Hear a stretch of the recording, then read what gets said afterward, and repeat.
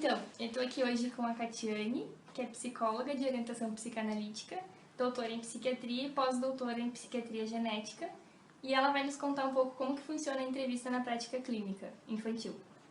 Bom, eu trabalho dentro da prática clínica com orientação psicanalítica, como tu falou, né, seguindo os pressupostos mais de Freud e alguns psicanalistas que também trabalham com crianças, como a Klein, o Winnicott, e alguns franceses, assim como a Françoise Doutot, que nos ajudam um pouco nessa prática que é bem desafiadora. Para começar, assim, que tu trouxe a questão de como é que se dá a entrevista com os pais ou diretamente com as crianças, né?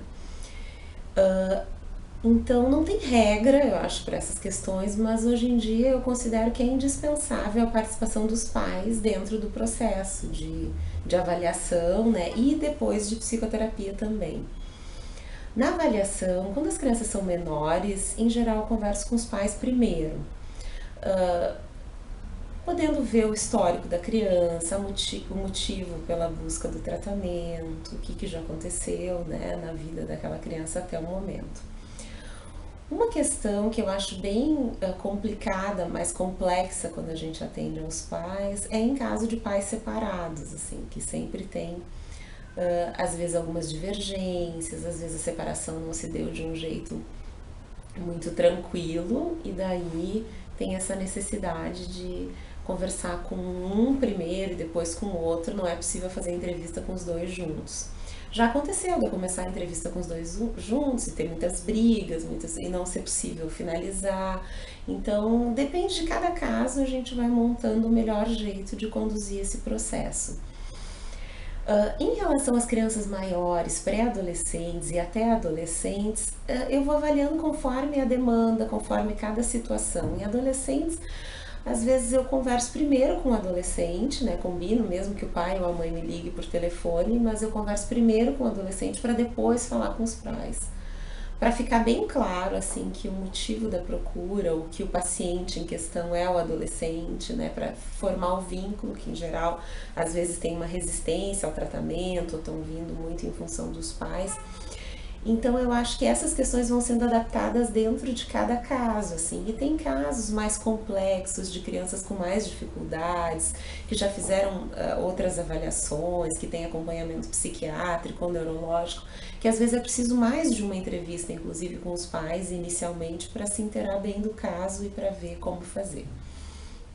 Uma das questões importantes, né, nas entrevistas com os pais é para ver qual é o problema em questão e se esse problema é da criança, é de todo o funcionamento familiar, como os pais identificam isso e depois ver também como a criança se identifica ou não com o motivo em questão para a procura de atendimento, né?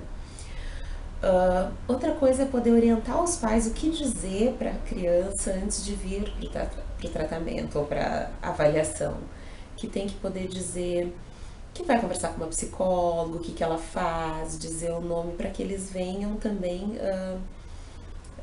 um pouco com uma noção do que vai se trabalhar aqui, mesmo que depois isso vai ser explicitado também junto com a criança, na medida que se vai conversando. Então, inicialmente, assim, eu acho que essas são questões importantes e que não tem uma definição, assim, se tem que trazer a família em primeiro lugar ou a criança, o adolescente. Eu acho que isso vai sendo costurado de acordo com cada caso, sempre, né, também junto com quem encaminhou. Como eu trabalho muito com encaminhamento de psiquiatras e atendo às vezes alguns casos mais graves, isso também vai demandar uma atenção especial aos pais que estão sofrendo, que muitas vezes não sabem como lidar com o problema e que é impossível deixá-los fora desse tratamento. E como tudo funciona dentro de um sistema, acho que é muito importante também que a família participe, tanto no início, né, nas entrevistas iniciais, às vezes a avós também, se tem muito contato, babá, e durante o decorrer do processo também, né, para ir se trabalhando questões que são importantes, que a família também esteja atenta. Então, acho que é mais ou menos isso. Então, Catiane, tu chama os pais, né, a primeira vez, que nem tu falou antes, né, quando a criança é bem menor. Depois tu traz as crianças, vê as ideias que ela tem dela mesma e tudo mais, e depois tu chama os pais de novo. Como que funciona? Qual é a ordem de atendimento? Tá. Em geral, primeiro os pais, né, porque não tem como não ter essa participação deles, né, no tratamento. Depois eu combino com eles que vou atender a criança umas 3, 4, de 3 a 5 sessões, para ter uma ideia, né, do que está se passando e para fazer uma avaliação de qual é o quadro clínico, se tem indicação de seguir uma psicoterapia mesmo, se tem indicação de algum outro encaminhamento, né, às vezes a gente percebe algumas questões que precisa encaminhar para uma outra especialidade, e que depois eu volto a conversar com os pais depois disso, para conversar sobre essas entrevistas iniciais. E é um momento bem importante, que é onde vou poder conversar melhor e de alguma forma dizer o que parece estar, né, acontecendo, e também fazer indicação de tratamento. E aí vão ser feitas as combinações de fato para uma psicoterapia, se tem necessidade de outros encaminhamentos, contatos posteriores que vão precisar ser feitos, sejam com outros familiares, com a escola, né, que às vezes muitos encaminhamentos vêm também das escolas, né, as escolas solicitam aos pais que busquem por atendimento, porque às vezes para os pais é mais difícil enxergar que o filho está com dificuldades, né. Então esse é o processo, assim, primeiro com os pais, algumas vezes com a criança, depois volto a falar com os pais, e daí se segue ou não um tratamento, né, de psicoterapia. Caso siga o tratamento, qual é a liberdade dos pais em te contatar? Eles podem fazer isso a qualquer momento? Tem um prazo? Isso eu acho que é muito aberto, assim, né? Quem se dispõe a atender crianças tem que se inserir nessa rede, né? Tanto com os pais, com a escola. Hoje em dia, em tempos de mensagens, WhatsApps, é muito comum os pais procurarem e a gente vai manejando isso, né? Dentro da possibilidade de também compreender a angústia dos pais, que muitas vezes estão perdidos, sem saber muito como lidar com a situação, mas ao mesmo tempo também trabalhando essa ansiedade, né, dos pais, que às vezes tem uma relação também com o sintoma da criança, né? Então vai se trabalhando aí ao longo do processo, mas acho que essa disponibilidade tem que haver, né, de conversar por telefone, às vezes alguns pais mandam e-mails, tem essa necessidade, assim, né, desse contato maior, e de fato isso toma também um espaço, assim, né, nessa disponibilidade para tratar crianças. Aí no final, no caso de momento de uma possível alta, volta os pais e aí tu trabalha a alta com a criança. Com os pais, né, assim.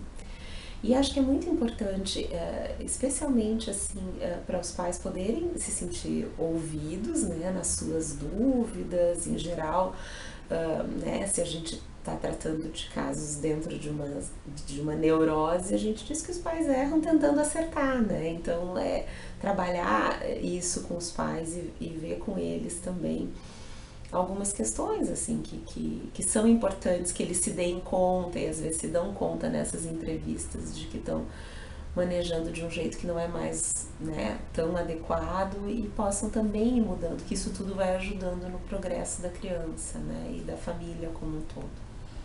É comum acontecer no caso de a demanda que chega dos pais tu não encontra nas crianças e tu precisa encaminhar os pais para uma terapia e a criança, no caso, não fica em terapia? Não é tão comum, assim, acho que em geral se vêem demandas identificadas que as crianças também reconhecem, né, que muitas vezes estão ligadas à ansiedade, à dificuldade de dormir sozinho no seu quarto, a questões relacionadas à agressividade na escola, ou algumas reações até a questões familiares. Isso vem definido muitas vezes, e as crianças também acabam falando isso. Mas tem algumas situações específicas onde se percebe assim, que tem dificuldades dos pais de lidarem com situações normais, né, do desenvolvimento, e que é importante que haja um encaminhamento, né, para tratamento. Me aconteceu uma vez de uma mãe com um filho que ela tinha muitas dificuldades, muito ansiosa, e eu atendia praticamente uma vez a criança e uma vez ela. Foi um trabalho diferente, assim, do comum, mas que ela precisava bastante, e que isso era fundamental para que o filho melhorasse, não adiantava só tratar o filho. Então vai depender de cada caso, mas acho que tem situações específicas, assim, onde também tem uma dificuldade dos pais, né? Que não é uma tarefa fácil, mas que tem uma dificuldade dos pais envolvida. E esse atendimento que tu citou desse caso com essa mãe, ele funcionava mais como uma psicoeducação de como trabalhar com o filho? Ou eram questões pessoais dela? As duas coisas, né? Ela era um pouco mais atrapalhada nessas questões de poder ser firme, dar alguns limites, organizar a vida da criança, né? E ela era, então, também uma mãe que se responsabilizava sozinha por aquele filho. Então, era uma situação específica. Mas também apareciam as questões dela, né? Por não ter sido um filho desejado nesse caso, e ela se sentir culpada e se achar incapaz também de dar conta disso. Então tinha algumas questões que ficam muito misturadas, né? As reações, ou a capacidade ou não de manejar na educação da criança também tem a ver com as capacidades internas dela. Assim. Então, nessa situação específica tinha as duas coisas.